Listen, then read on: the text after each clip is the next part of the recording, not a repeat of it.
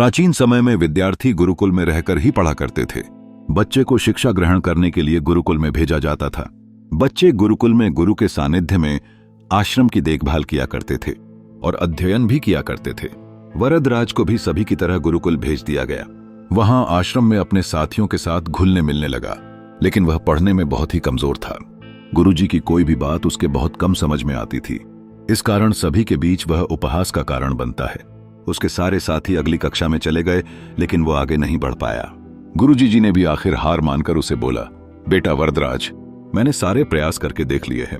अब यही उचित होगा कि तुम यहाँ अपना समय बर्बाद मत करो। अपने घर चले जाओ और घर वालों की काम में मदद करो। वरदराज ने भी सोचा कि शायद विद्या मेरी किस्मत में नहीं है, और भारी मन से गुरुकुल से घर के लिए निकल गया। दोपहर का समय था। रास्ते में उसे प्यास लगने लगी। इधर उधर देखने पर उसने पाया कि थोड़ी दूर पर ही कुछ महिलाएं कुएं से पानी भर रही थीं। वह कुएं के पास गया। वहां पत्थरों पर रस्सी के आने जाने से निशान बने हुए थे। तो उसने महिलाओं से पूछा, यह निशान आपने कैसे बनाए? तो एक महिला ने जवाब दिया, बेटे, ये निशान हमने नहीं बनाए। यह तो पानी खींचते समय इस कोमल रस्सी के बार बार आने जाने से ठोस पत्थर पर भी ऐसे निशान बन गए हैं। वरदराज सोच में पड़ गया। उसने विचार किया कि जब कोमल से रस्सी के बार बार आने जाने से एक ठोस पत्थर पर गहरे निशान बन सकते हैं, तो निरंतर अभ्यास से मैं विद्या ग्रहण क्यों नहीं कर सकता।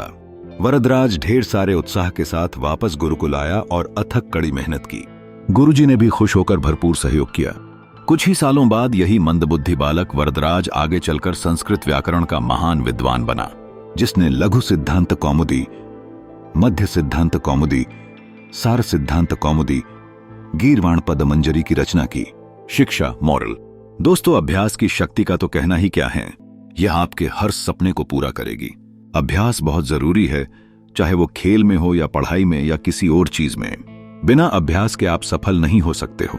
अगर आप बिना अभ्यास के केवल किस्मत के भरोसे बैठे रहोगे, तो आखिर में आपको पछतावे के सिवा और कुछ हाथ नहीं लगेगा। इसलिए अभ्यास के साथ धैर्य, परिश्रम और लगन रखकर आप अपनी मंजिल को पाने के लिए जुट जाए। ओलंपिक में भारत को गोल्ड मेडल मिलने से हर भारतवासी खुशी से झूम उठा। बिंद्रा की जिद और जुनून ने उन्हें इस मुकाम पर पहुंचाया है। बैंकॉक में हुए वर्ल्ड शूटिंग चैंपियनशिप में बिंद्रा की टीममेट रही इंटरनेशनल शूटर श्वेता चौधरी ने कहा कि बिंद्रा ने जो कहा वह कर दिखाया। श्वेता मामूली अंतर से ओलंपिक टीम में जगह बनाने में नाकाम रहीं। श्वेता ने बताया कि बिंद्रा ओलंपिक गोल्ड के लिए पिछले 4 साल से अनवरत मेहनत कर रहे थे। बिंद्रा ने जो कहा वह कर दिखाया। ऐसे बदली दुनिया।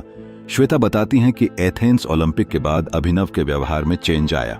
एथेंस ओलंपिक में पदक हासिल न करने के बाद ही उन्होंने निश्चय कर लिया था कि वह अगला मौका बीजिंग ओलंपिक नहीं गंवाएंगे।